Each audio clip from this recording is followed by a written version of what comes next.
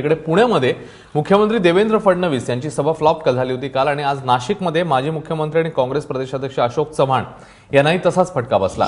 नाशिकमधील वडाळा गाव इथे सह्याद्री हॉस्पिटल समोर दुपारी 2:30 वाजता सभा आयोजित करण्यात आली होती, मात्र सभेला लोकच आले नाहीत, त्यामुळे नेते मंडळींना ताटकळत बसावं लागलं। गर्दी जमवण्यासाठी स्थानिक नेते आणि उमेदवारांची चांगलीच धावपळ झाली।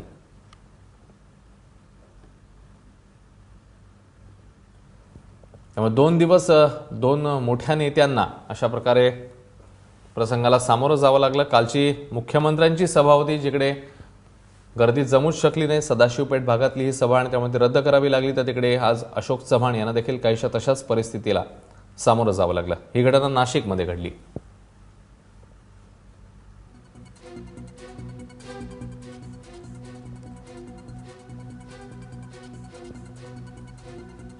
काल पुण्यामध्ये देखील असंच झालेलं होतं आणि त्याच्यानंतर या वेळेमधला समन्वय थोडा बिघडला आणि त्याच्यामुळे असं झाल्याचं स्पष्टीकरण मुख्यमंत्र्यांनी देखील आपल्या भाषणात दिलेलं होतं। 2:30ची वेळ त्यांना सांगण्यात आलेली होती, मात्र प्रत्यक्षात तिकडे मंडळी पोहोचलीच नाहीत। नंतर पालकमंत्र्यांनी देखील स्पष्टीकरण दिलं की आमचे कार्यकर्ते रोड शो आणि अन्य प्रचाराच्या कामामध्ये व्यस्त होते आणि त्यामुळे ते पोहोचू शकलेले नव्हते आणि मुख्यमंत्री तिकडून मग ते भाषण न करताच निघून गेलेले होते। तर आज नाशिकमध्ये देखील काहीशी तशीच स्थिती काँग्रेसच्या दिग्गज नेत्यांना अशोक चव्हाणांना पाहावी लागली।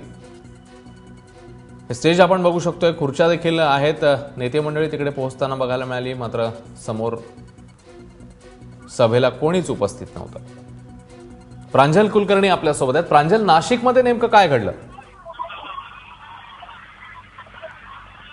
प्रांजल, आवाज पोहोचतोय माझा? हो, येते। प्रांजल, नाशिकमध्ये काय घडलं नेमकं, कशामुळे असा प्रकार झाला? अश्विन, 2:30 वाजता माजी मुख्यमंत्री तथा काँग्रेसचे प्रदेशाध्यक्ष अशोक चव्हाण यांची सभा ही आयोजित करण्यात आलेली होती। वडाळा गावातील सह्याद्री हॉस्पिटल समोर ही सभा होती, मात्र 2:30 वाजेचा हा टाइम दिलेला होता। जवळपास 3, 3:15 होऊन गेले तरीही लोक जे आहेत ती लोकांची गर्दी इथे जमत नव्हती। सर्व उमेदवार जे आहेत, स्थानिक नेते होते, सुधीर तांबे, माजी मंत्री शोभा बसव या देखील स्टेजवर होत्या, मात्र लोक तिथे आलेली नव्हती। शेवटी उमेदवारांनी आजूबाजूला जे आहेत ते लोकांना अक्षरशः बोलून खुर्च्यांवरती बसवलं आणि एका अशोक चव्हाण आले, ती सभा ही सुरू झाली आहे। अशोक चव्हाणची सभा आता जे आहे ते भाषण आता संपलेलं आहे, तरीही 50% खुर्च्या या रिकाम्या इथे बघायला मिळत होत्या। एकंदरीत काल मुख्यमंत्र्यांची सभा जी आहे ती अशाच पद्धतीने गुंडाळली गेली होती, तर आज माजी मुख्यमंत्री जे आहेत अशोक चव्हाण यांच्या सभेला ही गर्दीच ही बघायला मिळालेली नाहीये। प्रांजल, धन्यवाद या माहितीबद्दल।